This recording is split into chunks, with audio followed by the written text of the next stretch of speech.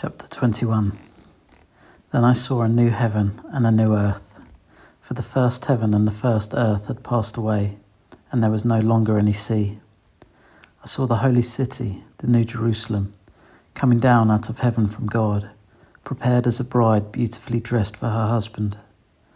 And I heard a loud voice from the throne saying, "Look, God's dwelling place is now among the people, and he will dwell with them. They will be his people, and God himself will be with them and be their God. He will wipe every tear from their eyes. There will be no more death, or mourning, or crying, or pain, for the old order of things has passed away." He who was seated on the throne said, "I am making everything new." Then he said, "Write this down, for these words are trustworthy and true." He said to me, "It is done. I am the Alpha and the Omega, the beginning and the end. To the thirsty I will give water without cost from the spring of the water of life. Those who are victorious will inherit all this, and I will be their God, and they will be my children. But the cowardly, the unbelieving, the vile, the murderers, the sexually immoral, those who practice magic arts, the idolaters and all liars, they will be consigned to the fiery lake of burning sulphur. This is the second death." One of the seven angels who had the seven bowls full of the seven last plagues came and said to me, "Come, I will show you the bride, the wife of the Lamb." And he carried me away in the Spirit to a mountain great and high, and showed me the holy city, Jerusalem, coming down out of heaven from God. It shone with the glory of God, and its brilliance was like that of a very precious jewel, like a jasper, clear as crystal. It had a great high wall with 12 gates, and with 12 angels at the gates.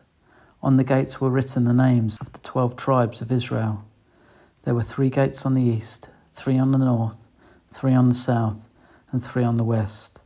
The wall of the city had 12 foundations, and on them were the names of the 12 apostles of the Lamb. The angel who talked with me had a measuring rod of gold to measure the city, its gates and its walls. The city was laid out like a square, as long as it was wide.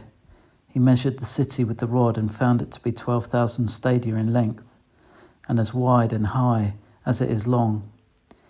The angel measured the wall using human measurement, and it was 144 cubits thick. The wall was made of jasper, and the city of pure gold, as pure as glass. The foundations of the city walls were decorated with every kind of precious stone.